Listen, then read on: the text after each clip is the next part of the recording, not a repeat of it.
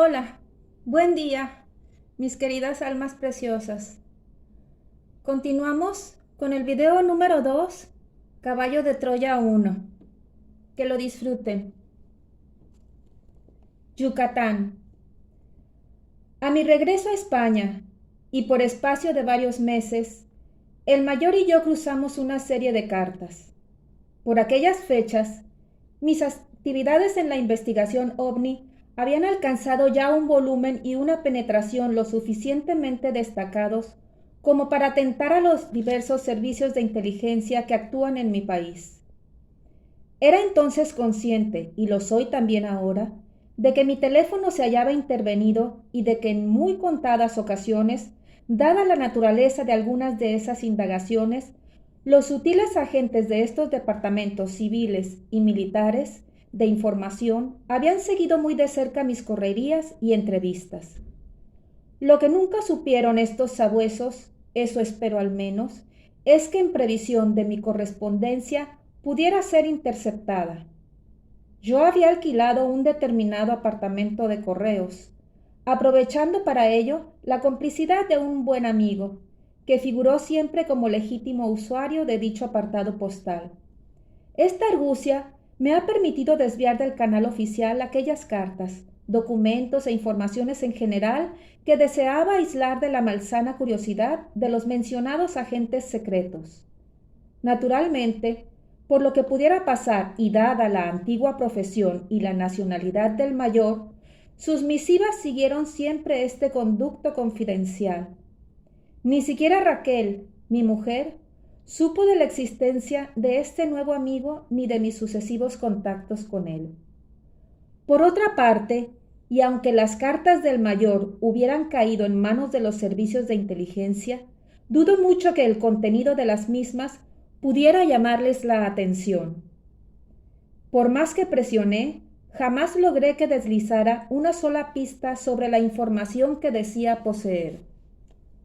Sus amables escritos iban enfocados siempre hacia un más intenso y extenso conocimiento de mi forma de pensar, de mis inquietudes y especialmente de mis pasos e investigaciones en torno a la pasión y muerte de Cristo.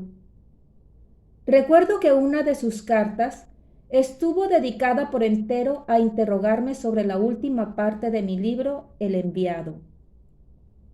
Al parecer, mi supuesta entrevista con Jesús de Nazaret, que cierra dicha obra, le causó un especial impacto. Y llegó el otoño de 1980. En honor a la verdad, mis esperanzas de obtener algún indicio sobre el impenetrable secreto del mayor se habían ido debilitando. Hubo momentos difíciles en los que las dudas me asaltaron con gran virulencia.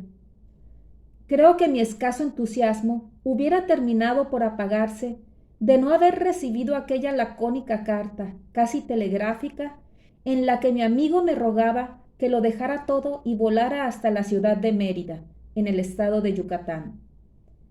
Durante varios días, no voy a negarlo, me debatí en una angustiosa zozobra. ¿Qué debía hacer? ¿Es que el mayor se había decidido a hablarme con claridad? Tentado estuve de escribirle una vez más y pedirle explicaciones, pero algo me contuvo.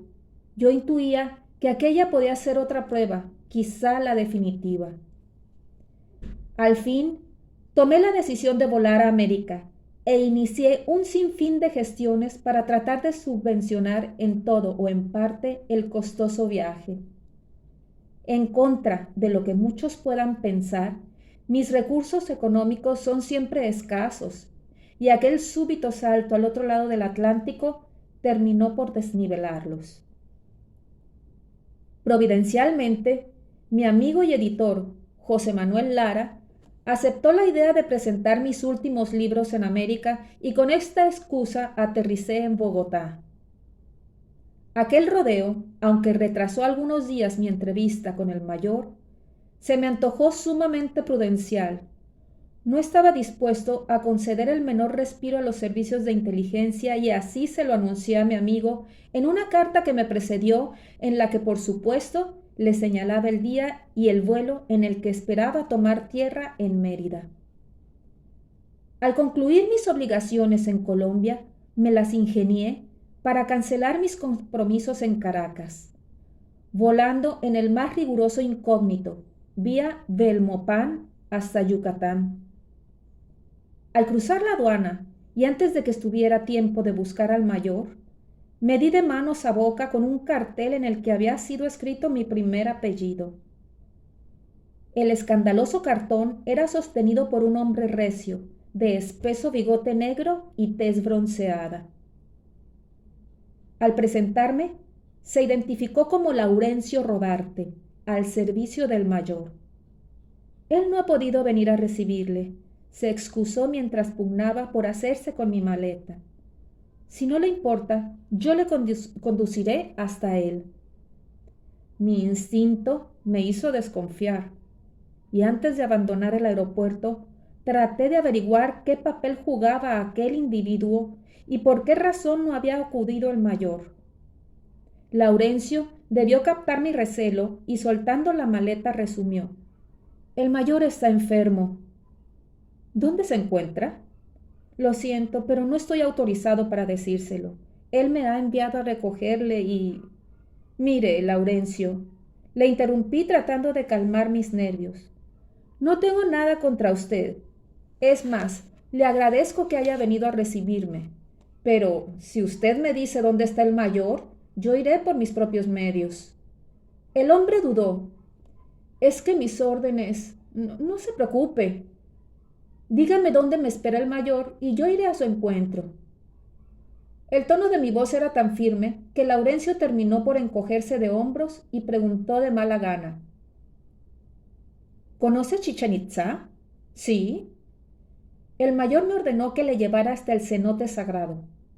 Laurencio señaló mi reloj y puntualizó: «Usted deberá estar allí a las 4». Y dando media vuelta, se encaminó a la puerta de salida. Consulté la hora local y comprobé que tenía 2 horas escasas para llegar hasta el pozo sagrado de los mayas. Yo había visitado en otras oportunidades el recinto arqueológico de la recóndita población de Chichén Itzá, al este de Mérida, y en plena selva de la península del Yucatán. Conocía también los 2 famosos cenotes, el sagrado y el profano, situados a corta distancia de la ciudad y que, según los arqueólogos, pudieron ser utilizados por los antiguos mayas como depósitos naturales de agua y, en el caso del cenote sagrado, como centro religioso en el que se practicaban sacrificios humanos. Al ver alejarse el Toyota negro que conducía a Laurencio, me concedí un respiro, tratando de poner en orden mis ideas. Por supuesto, no tardé en reprocharme aquella seca y radical actitud mía para con el emisario del mayor. En especial a la hora de regatear con los taxistas que montaban guardia al pie del aeropuerto. Después de no poco tira y afloja, uno de los choferes aceptó llevarme por 850 pesos. Y a eso de las 2 de la tarde, sin probar bocado y con la ropa empapada por el sudor, el taxi enfiló la ruta número 180 en dirección a Chichén Itzá. Tal y como había prometido, el taxista cubrió los 120 kilómetros que separan Mérida de Chichén Itzá en poco más de hora y media. Tras una vertiginosa ducha en el hotel de la Villa Arqueológica, me dirigí al lugar elegido por el mayor. A las 4 en punto, a paso ligero y con el corazón en la boca, dejé atrás la impresionante pirámide de Kukulcán y la plataforma de Venus, adentrándome en la llamada Vía Sagrada, que muere precisamente en un cenote u hoya de casi 60 metros de diámetro y 40 de profundidad. Antes de alcanzar el filo del pozo sagrado, distinguí a 2 personas sentadas al pie de una frondosa acacia de florecillas rosadas. Al verme, una de ellas se incorporó. Era Laurencio. Reduje el paso y mientras me aproximaba, sentí una incontenible oleada de vergüenza. Una vez más me había equivocado. Pero aquel sentimiento se esfumó a la vista de la segunda persona. Quedé atónito. Era el mayor. pero con 20 años más de los que aparentaba cuando le conocí en Villahermosa. Permaneció sentado sobre la plataforma de piedra del viejo altar de los sacrificios, observándome con una mezcla de incredulidad y emoción. Lentamente, en silencio, dejé resbalar la bolsa de las cámaras, al tiempo que Laurencio le ayudaba a incorporarse. El mayor extendió entonces sus largos brazos y, sin saber por qué, dejándome arrastrar por mi corazón, nos abrazamos. «Querido amigo», susurró el anciano, «querido amigo». Sus penetrantes ojos, ahora hundidos en un rostro calavérico, se habían humedecido. Algo muy grave, en efecto, había minado su antigua y gallarda figura. Su cuerpo parecía encorvado y reducido a un manojo de huesos, bajo una piel reseca y salpicada por corros marrones de melanina. Una barba blanca y descuidada marcaba aún más su decadencia. Intenté esbozar una disculpa, estrechando la mano de Laurencio, pero éste, sin perder la sonrisa, me rogó que olvidara el incidente del aeropuerto. El mayor, apoyándose en mi hombro, me sugirió que caminásemos un poco hasta el prado que rodea a la pirámide de Kukulcán. Con paso vacilante y un sinfín de altos en el camino, fuimos aproximándonos al castillo o pirámide de la serpiente emplumada. Así, en aquella primera jornada en Chichén Itzá, supe, de labios del propio mayor, que su fin estaba próximo y que, en contra de lo que pudiera imaginar, su muerte fijaría precisamente el comienzo de mi labor. Supe también que, tal y como me había insinuado en otras ocasiones, su enfermedad era consecuencia de un fallo no previsto en un proyecto secreto llevado a cabo años atrás, cuando él todavía pertenecía a las Fuerzas Aéreas norteamericanas. Cuando le interrogué sobre dicho proyecto, sospechando que podía guardar una estrecha relación con la información que había prometido darme, el mayor me rogó que siguiera siendo paciente y que esperase un poco más. Durante 2 días, mi vida transcurrió prácticamente en la pequeña casita de una planta, a las afueras de Chichén, y muy próxima a las grutas de Balancanchen, en la carretera que discurre en dirección a la Valladolid Maya. Allí, Laurencio y su mujer venían cuidando a mi amigo desde hacía 6 años. Ni qué decir tiene que aproveché aquella magnífica oportunidad para bucear en la medida de lo posible en el pasado y en la identidad del mayor. Sin embargo, mis pesquisas entre las diversas autoridades policiales y las gentes de Chichén no fueron todo lo fructíferas que yo hubiera deseado. Por un mínimo de delicadeza hacia mi amigo, y porque había empezado a estimarle, al margen incluso de la prometida información, opté por suspender los tímidos y disimulados sondeos. Cada vez que me lanzaba la operación de rastreo, un sentimiento de repugnancia hacia mí mismo terminaba por embargarme. Era como si estuviera traicionándole.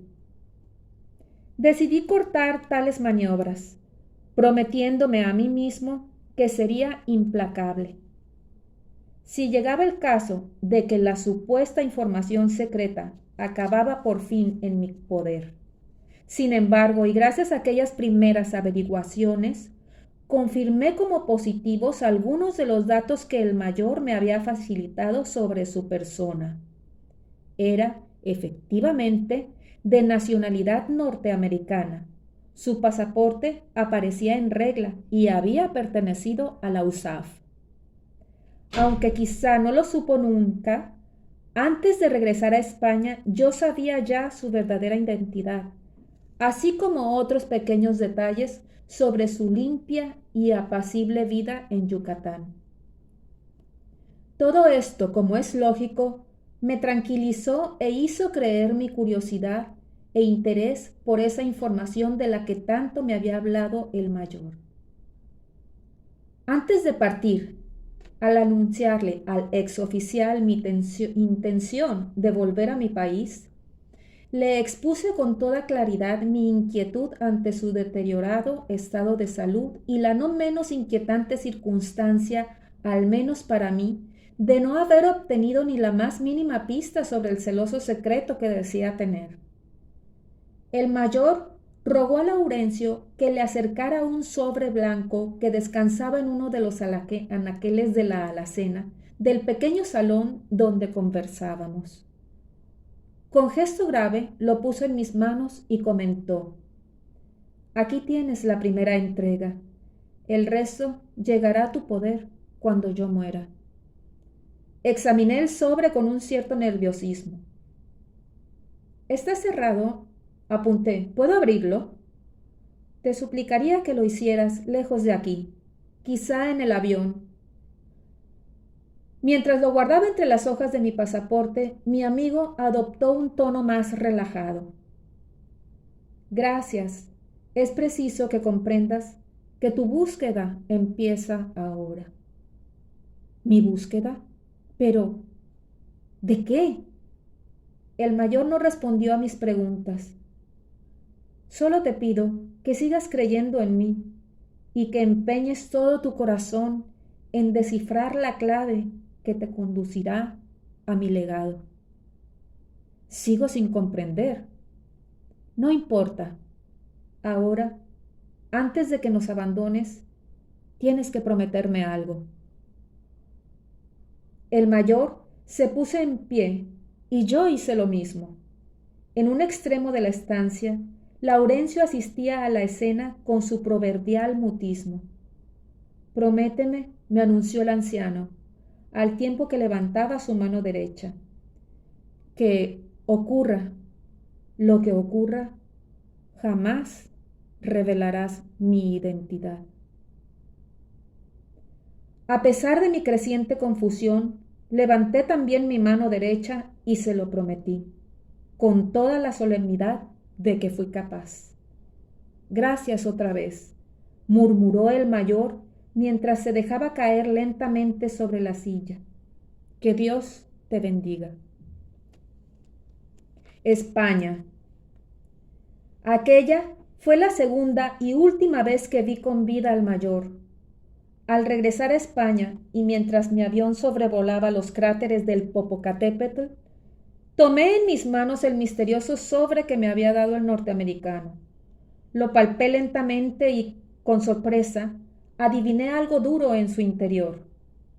La curiosidad, difícilmente contenida durante aquellos días, se desbordó y procedí a abrirlo con todo el cuidado de que fui capaz. Al asomarme a su interior, la decepción estuvo a punto de provocarme un paro cardíaco. Estaba vacío, o mejor dicho, casi vacío. Minuciosamente pegada a las paredes del sobre, mediante una transparente tira de cinta adhesiva, había una llave. La arranqué sin poder contener mi desencanto y la fui pasando de una a otra mano sin saber qué pensar. Procuré tranquilizarme, engañándome a mí mismo con los más dispares argumentos. Pero la verdad desnuda y fría seguía allí, frente a mí, en forma de llave. Para colmo, aquella pieza de 4 centímetros escasos de longitud no presentaba un solo signo o inscripción que permitiera algún tipo de identificación. Había sido usada, eso estaba claro, pero ¿dónde? Durante horas me debatí entre 1000 conjeturas, mezclando lo poco que me había adelantado el mayor con un laberinto de especulaciones y fantasías propias. El resultado final fue un serio dolor de cabeza. Aquí tienes la primera entrega. Recordé qué misterio encerraba aquella frase y sobre todo en qué podía consistir el resto. El resto llegará a tu poder cuando yo muera.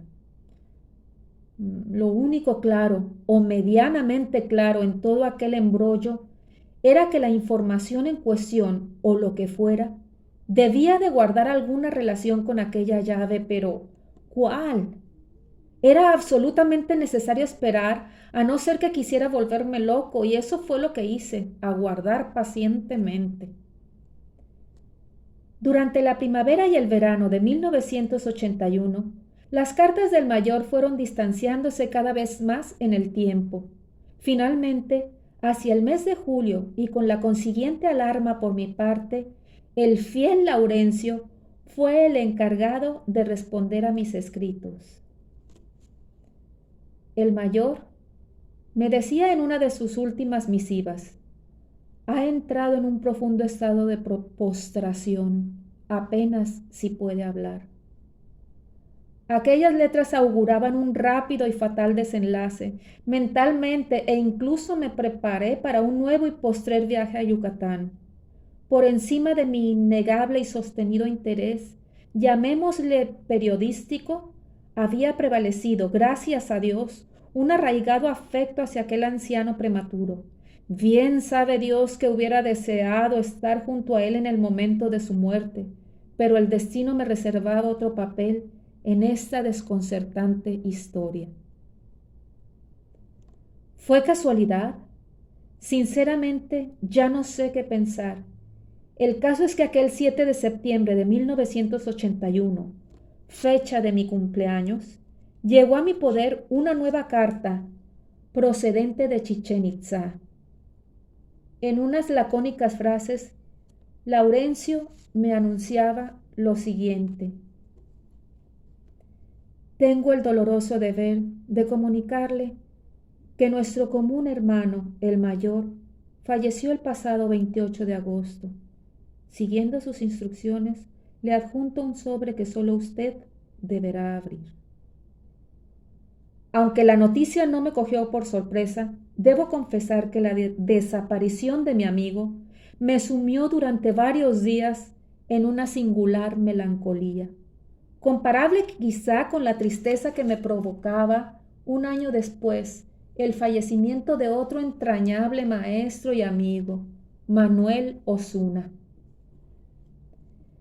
Aquella misma tarde del 7 de septiembre, con el ánimo encogido, conduje mi automóvil hasta los acantilados de Punta Galea, y allí, frente al azul y manso Cantábrico, recé por el mayor. Allí mismo, en medio de la soledad, quebré el lacre que protegía el sobre y extraje su contenido. Curiosamente, en contra de lo que yo mismo hubiera imaginado semanas atrás, en aquellos instantes mi alocada curiosidad y el desenfrenado interés por desentrañar el misterio del mayor pasaron a un segundo plano. Durante más de 2 horas, la ansiada segunda entrega permaneció casi olvidada sobre el asiento contiguo de mi coche. Verdaderamente yo había estimado a aquel anciano. Pero al fin, como digo, se impuso mi curiosidad. El sobre contenía 2 grandes hojas de papel recio y cuadriculado. Reconocí de inmediato la letra puntiaguda del mayor. Uno de los folios era una carta, escrita por ambas carillas. Estaba fechada en el mes de agosto de 1980. Eso significaba, por pura deducción, que el mayor había tomado la decisión de confiarme su secreto poco después de mi primer encuentro con él, ocurrido el 18 de abril de 1980. La carta, que aparecía firmada con sus nombres y apellidos, era en realidad una postrera recomendación para que procurara mantenerme en el camino de la honradez y del amor hacia mis pensamientos y hacia mis semejantes.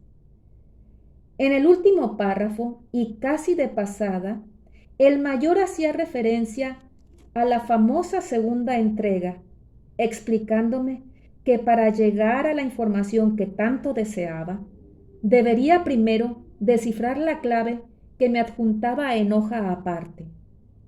Por último, y con un tosco pero llamativo subrayado, me rogaba que hiciera un buen uso de dicha información.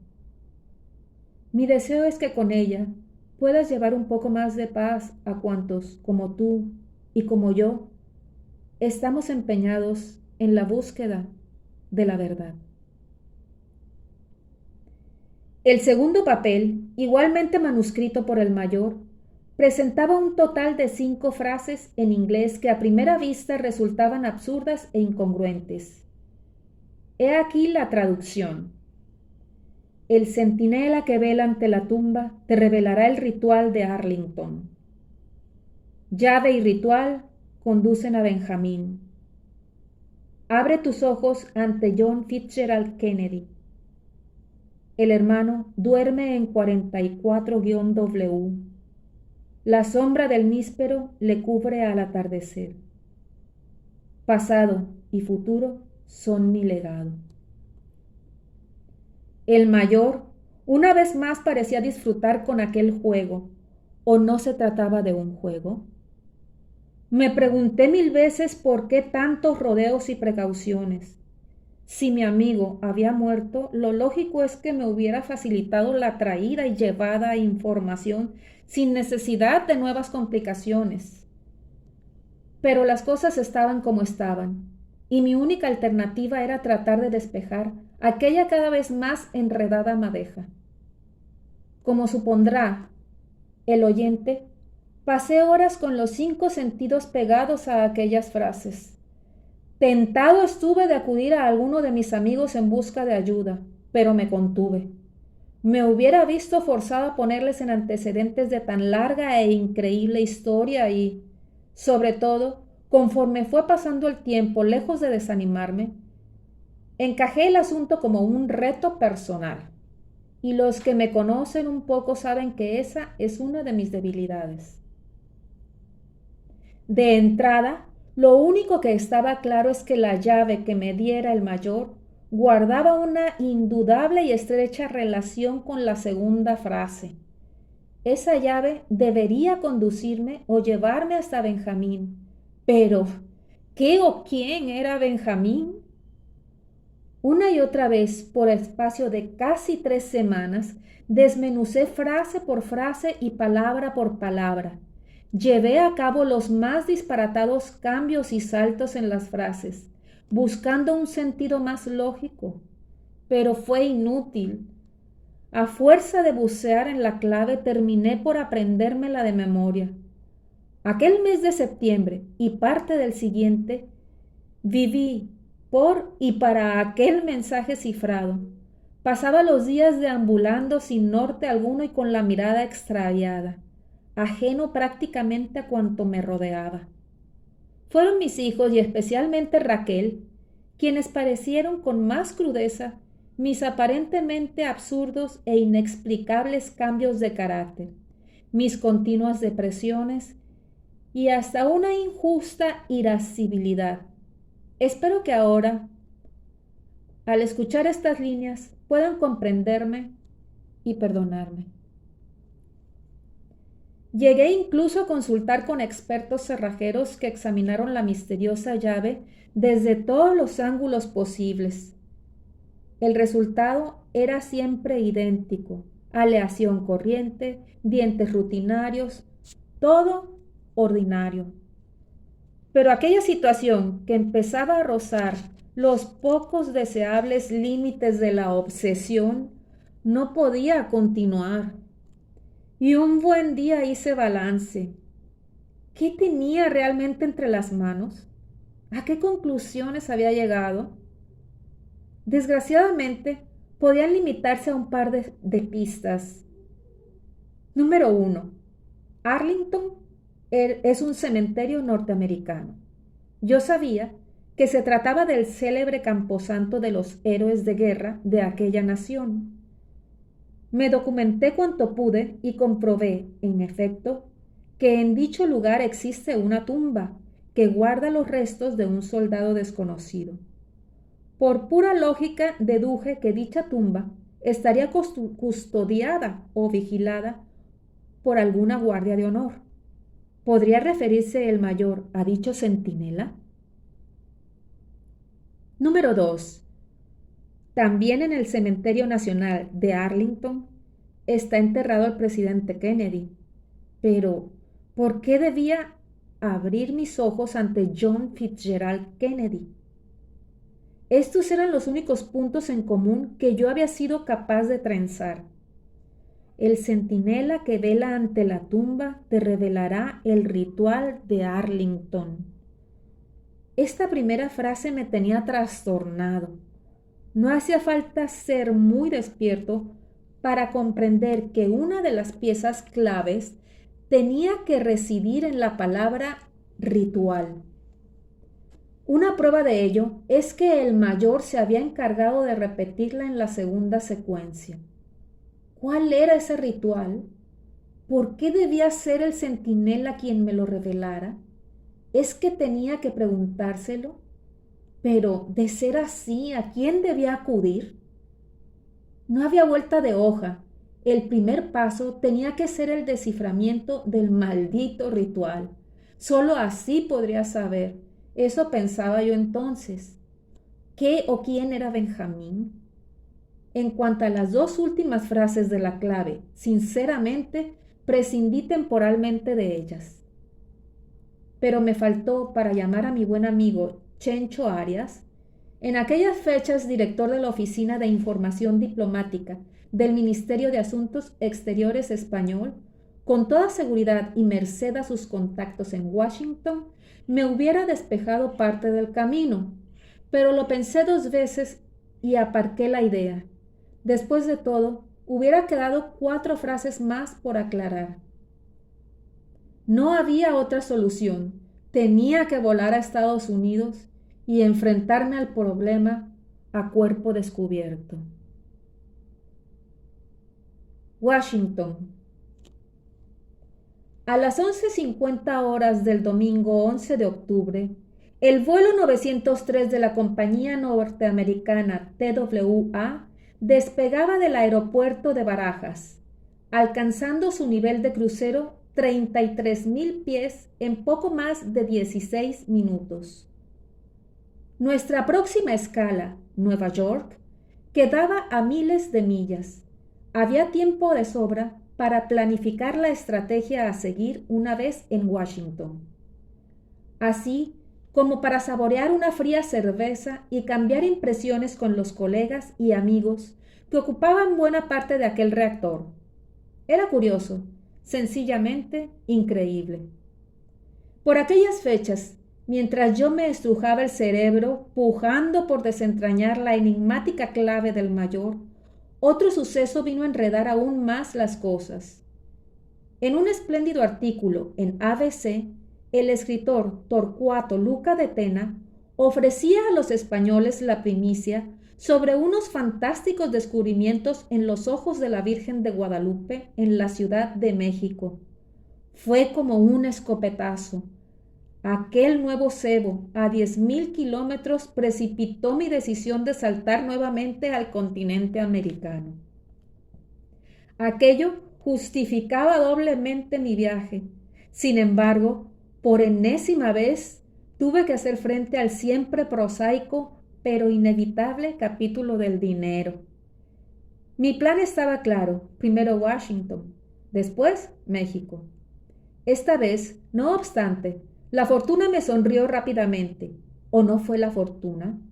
El caso es que antes de que pudiera complicarme la existencia, una providencial llamada telefónica desde Madrid me puso al corriente del inminente viaje de SSMM, los Reyes de España, a Estados Unidos. Yo había acompañado a don Juan Carlos y a doña Sofía en otras visitas de Estado y sabía que aquella era una oportunidad que no podía dejar de escapar. Entre otras importantes razones, porque ese tipo de viajes resulta siempre muy asequible a la modesta economía de los profesionales del periodismo. Así fue como aquel 11 de octubre de 1981, y en compañía de una treintena de periodistas españoles, un segundo reactor de la TWA, el vuelo 407, me situaba en el Aeropuerto Nacional de la capital federal de los Estados Unidos. Eran las 17:58, hora local de Washington. A pesar de mi creciente inquietud y nerviosismo, mi ansiada visita al Cementerio Nacional de Arlington tuvo que ser demorada hasta el día siguiente, lunes. Aquel mes de octubre, el camposanto de los héroes norteamericanos cerraba sus puertas a las 5 de la tarde. Y amparándome en el cansancio del viaje, decliné la invitación de mis entrañables amigos Jaime Peñafiel, Gianni Ferrari y Alberto Schumer para visitar la ciudad, encerrándome a cal y canto en la habitación 549 del Hotel Marriott, sede y cuartel general de la prensa española. Ellos, por supuesto, eran ajenos a los verdaderos objetivos de mi viaje. Hasta altas horas de la madrugada, permanecí enfrascado en el posible plan de ataque. Un plan, dicho sea de paso, que como siempre terminaría por experimentar sensibles variaciones. Pero trataré de ir por partes. A las 9 de la mañana del día siguiente, 12 de octubre, con mis cámaras al hombro y un inocente aire de turista despistado, me acercaba hasta las oficinas del Temporary Visitor Center, a las puertas del Cementerio Nacional de Arlington. Allí, una amable funcionaria, plano en mano, me señaló el camino más corto para localizar la tumba del soldado desconocido. Una leve y fresca brisa procedente del río Potomac había empezado a mecer las ramas de los álamos y abetos que se alinean a ambos lados del Drive o Paseo del McClellan. A los pocos minutos, y temblando de emoción, divisé las plazas de Wheaton y Otis, e inmediatamente detrás la tumba a la que sin duda hacía referencia el mensaje de mi amigo el mayor. Aunque el cementerio había abierto sus puertas hacía escasamente una hora, un nutrido grupo de turistas se repartía ya a lo largo de la cadena que aísla la pequeña explanada de grandes losas grises, en la que se encuentran el gran mausoleo del mármol blanco en el que reposan los restos de un soldado norteamericano caído en los campos de batalla de Europa y otras 2 sepulturas, a derecha e izquierda del anterior, en las que fueron inhumados otros 2 soldados desconocidos, muertos en la Segunda Guerra Mundial y en la de Corea respectivamente. Allí estaba el centinela, el único, según me informaron en el centro de visitantes, que monta guardia permanentemente en Arlington. El centinela que vela ante la tumba te revelará el ritual. Mis primeros minutos frente a la tumba fueron una indescriptible mezcla de aturdimiento, confusión y absurda prisa por asimilar cuanto me rodeaba.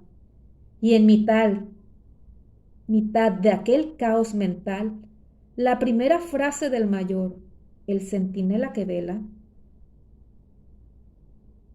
pensé.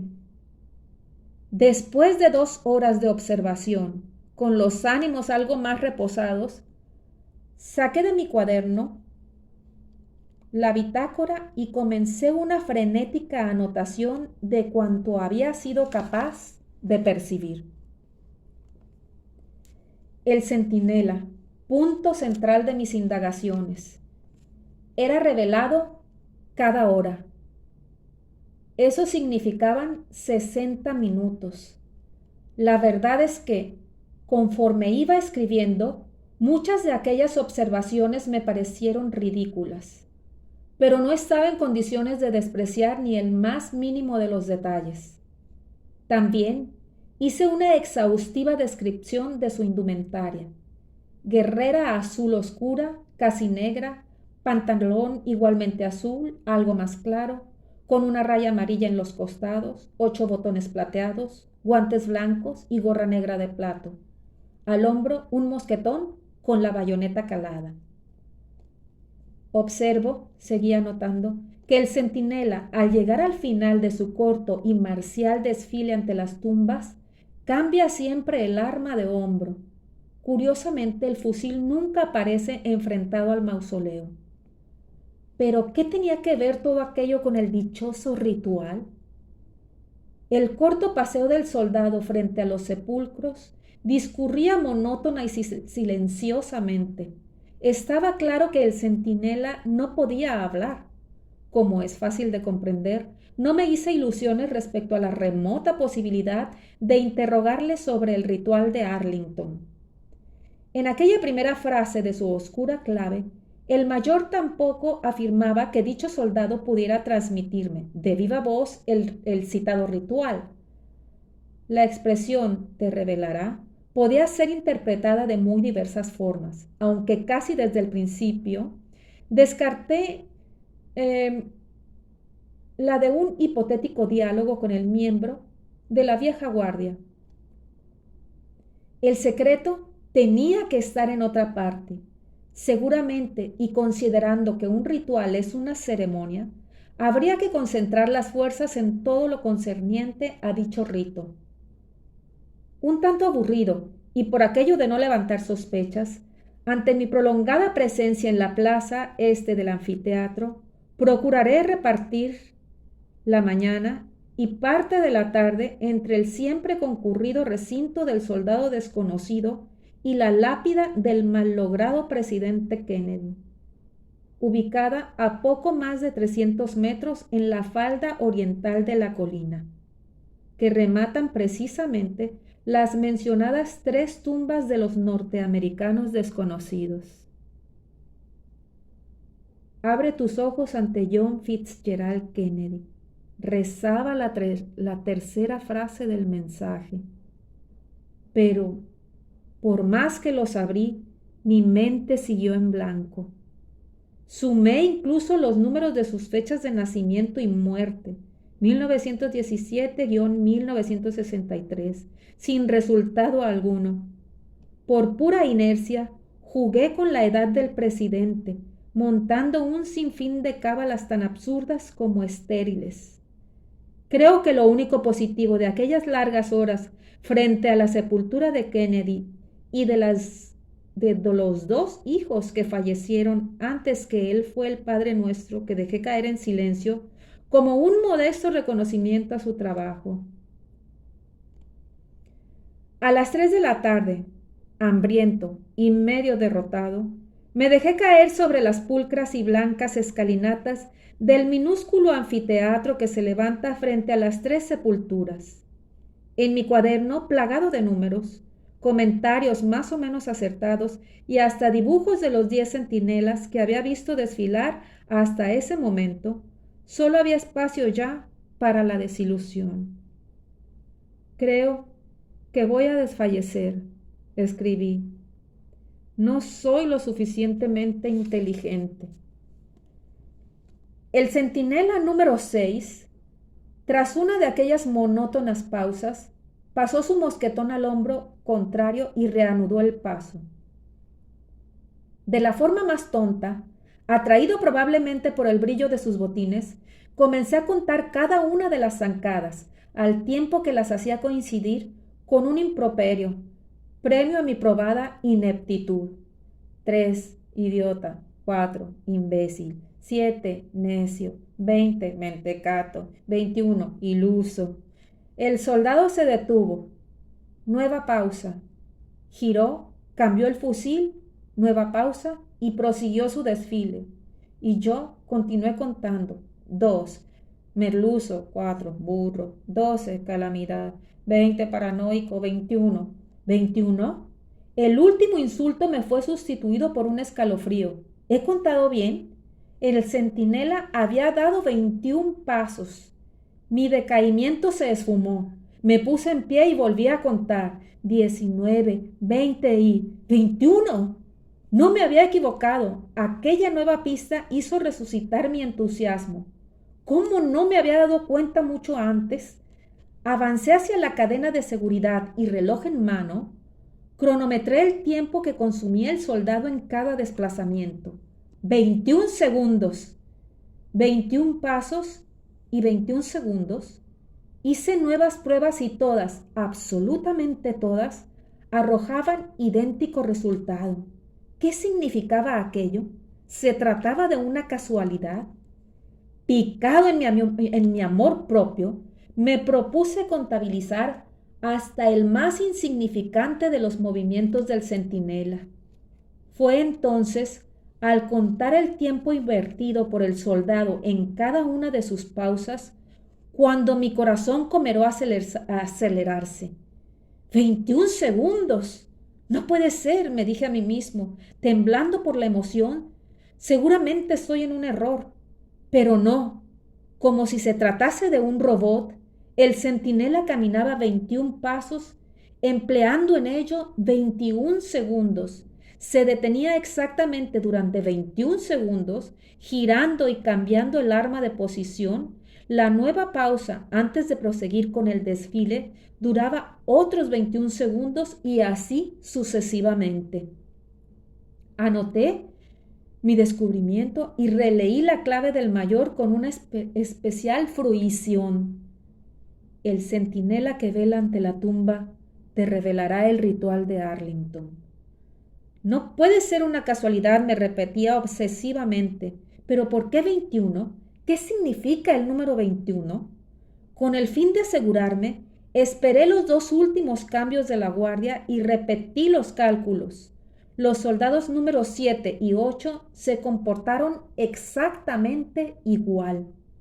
Abstraído con aquella cifra, a punto estuve de quedarme encerrado en el cementerio. Con una extraña alegría, volví a refugiarme en el hotel, sumiéndome en un sinfín de cavilaciones. A la mañana siguiente, y después de una noche prácticamente en vela, me uní a la comitiva de periodistas, aunque mis pensamientos seguían fijos en la tumba del soldado desconocido y en aquel misterioso número 21. Opté por aprovechar aquella irrepetible oportunidad de visitar el interior de la Casa Blanca y contemplar de cerca al presidente Reagan, al general y secretario de Estado Hay y por supuesto a los reyes de mi país. Después de soportar un sinfín de controles y registros, me situé con mis compañeros en el mimadísimo césped que se extiende frente a la famosa Casa Blanca. A las 10 en punto, y coincidiendo con la llegada de don Juan Carlos y doña Sofía, las baterías situadas a un centenar de metros atronaron el espacio con las salvas de ordenanza. Alguien a mi espalda había ido llevando la cuenta de los cañonazos e hizo un comentario que nunca podré agradecer suficientemente. ¡20! ¡21! Me volví como movido por un resorte y pregunté, ¿es que son 21? El periodista me miró de hito en hito y exclamó como si tuviera delante a un estúpido ignorante. Es el saludo ritual. 21 salvas. Al regresar al Marriott, tomé el teléfono, dispuesto a solventar mis dudas de un plumazo. Marqué el 693-1174 y pregunté por Mr. Wilton, encargado de Relaciones Públicas y Prensa en el Cementerio Nacional de Arlington. El buen hombre debió quedar atónito al escuchar mi problema. Mire usted, soy periodista español y deseaba preguntarle si el número 21 guarda relación con algún ritual. ¿Se refiere usted a la tumba del soldado desconocido? Sí. Efectivamente, puntualizó Mr. Wilton. El ritual de Arlington se basa precisamente en ese número. Como usted sabe, el saludo a los más altos dignatarios se basa en el número 21. Disculpe mi insistencia, pero ¿está usted seguro? Naturalmente. Al colgar el auricular, me dieron ganas de saltar y gritar. Abrí mi cuaderno de anotaciones y repasé la clave del mayor. Si el ritual de Arlington es el número 21, la segunda frase, llave y ritual conducen a Benjamín, empezaba a tener cierto sentido. Estaba claro que mi llave y el número 21 guardaban una estrecha relación y que si era capaz de descubrir quién o qué era Benjamín, parte del misterio podrían quedar al descubierto. Pero, ¿por dónde debía empezar? En buena ley, aquella pequeña llave tenía que abrir algo, una vivienda quizá. Las reducidas dimensiones de la misma no parecían encajar, sin embargo, con las llaves que se utilizan habitualmente en las casas norteamericanas. Descarté momentáneamente aquella posibilidad y me centré en otras ideas más lógicas. ¿Podía haber guardado el mayor su información en algún banco o en un apartado postal? Se trataba, por el contrario, de una taquilla en algunos de los servicios de consigna en una estación ferrocarrilera. Solo había un medio para descifrar a Benjamín: armarse de paciencia y repasar una por una las guías de teléfonos, de correos y de ferrocarriles de Washington. Si esta primera exploración fallaba, tiempo habría de profundizar en otras direcciones. Pero aquella laboriosa búsqueda iba a quedar súbitamente suspendida por una llamada telefónica. A pesar de mi intensa dedicación al asunto del mayor norteamericano, yo no había olvidado el tema de los fascinantes descubrimientos de los científicos de la NASA en los ojos de la Virgen de Guadalupe. Nada más pisar los Estados Unidos, una de mis primeras preocupaciones fue llamar a México y averiguar si el doctor A.T.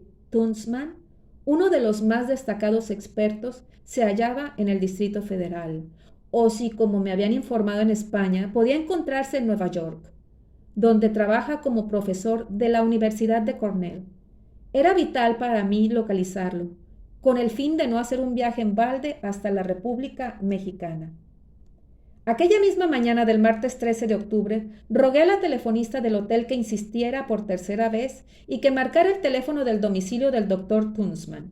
Y a media tarde, como digo, el aviso de la amable telefonista iba a trastocar todos mis planes. Al otro lado del hilo telefónico, la esposa de José Aste me confirmaría que el científico tenía previsto su regreso a México, procedente de Nueva York, los próximos miércoles o jueves. Después de algunas dudas, se impuso mi sentido práctico y estimé que lo más oportuno era congelar mis investigaciones en Washington. Tunstman era una pieza básica en mi segundo proyecto y no podía desperdiciar su fugaz estancia en México. Después de todo, yo era el único que poseía la clave del secreto del mayor y eso me daba una cierta tranquilidad.